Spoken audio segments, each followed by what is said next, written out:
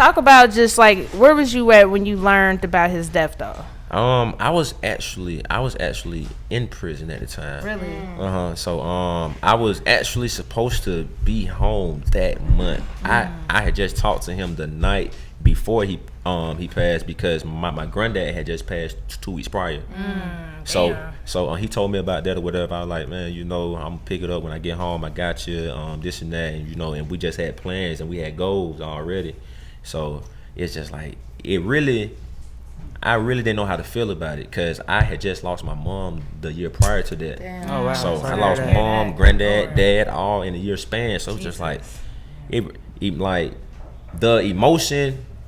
People didn't get the emotion that they thought that they was gonna get because I just lost my dad. I was more mad and angry than anything. Like, damn, bro, you was the last thing I had left. And you just gone. You just leave. You felt mad at him? Nah, just mad in general. Yeah. Like, damn, I'm locked up. They didn't let me come to the funeral. So I had to speak over the phone at the funeral. And it was just a whole lot. But people don't understand. Like, they be like, so how are you so sane, so positive? You just, hey, man. I mean, it's not easy, and it's a everyday thing. So you just gotta want something out of life, and just gotta know that it's not about you. It's about the people around you who you can inspire, who you can help, who life you can help change or help them get through this situation or that situation. Cause I'm pretty sure it's people out there who probably been in a similar situation, or probably not prison, but just in a similar situation with losing their parents, and they like, damn, I don't know what to do. Right. Did an employee tell you, or did you just find out? And because prison. The prison, they be talking in jail. So as soon as it happened, it was actually I found out like around 5 or 6 in the morning. Like a guy had came to my door, and he actually owed me some snacks, whatever you want to call it. So I thought he was come to the door like tell me like, bro, my store called, but didn't come today. So I was asleep. I'm like he was like, Lo. I was like, bro, what's up? He was like, man, you ain't gonna believe this. I'm like, bro, what going on? So he was just like, bro, your pop's dead. I was like, what? Damn. I was like, that's what I was like. I was like, man, bro, get the fuck away from my door, bro. You tripping. So then, we're not supposed to have cell phones, but we had cell phones. So my other partner just slid in the room and he passed me the phone. I'm like, hold on. So if he's saying that and he bringing me the phone, something going on. Damn. So I called my who I called? I called my dad's mom, and his ex picked it up. Man, I'm like, man, it's 5 in the morning and she over there, and I was like, man, what going on? And she told me, hey, how you, man? I'm like, man, just get to the point. They're gonna tell me what's going on. She was like, yeah, it's just emotion, like, just like, damn.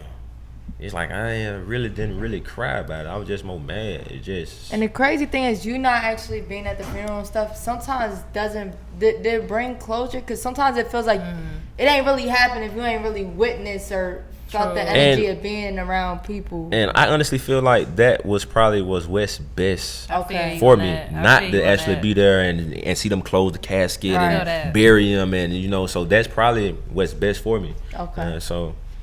That's Did you go through any therapy, like to go through the grievance? So what advice would you give to anyone who's like lost a parent, 2 parents at that? Right.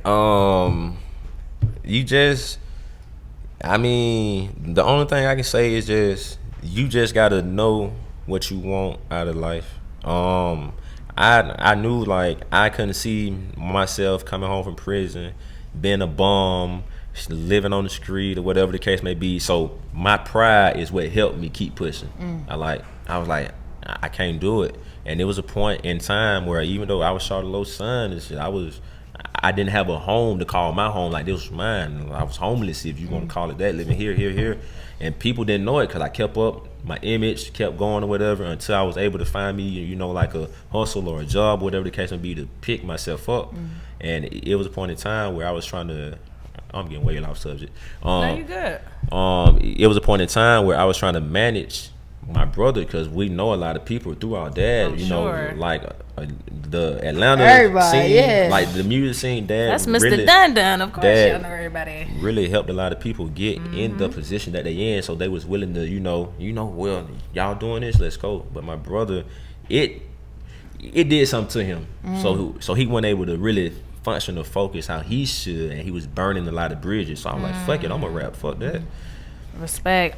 So like, what did you think of the send off when they took Shawty Lo to the strip clubs? Because we knew that was his thing. Oh yes, I liked it. I'm pretty sure he probably wouldn't have want to go out any other type of way. You know, that's him. You know, he loved women. He loved going to the strip clubs. I mean, as you can tell, he loved women. He got a lot of kids. Okay, Shawty Lo. And he had all these kids before he was Shawty Lo the rapper.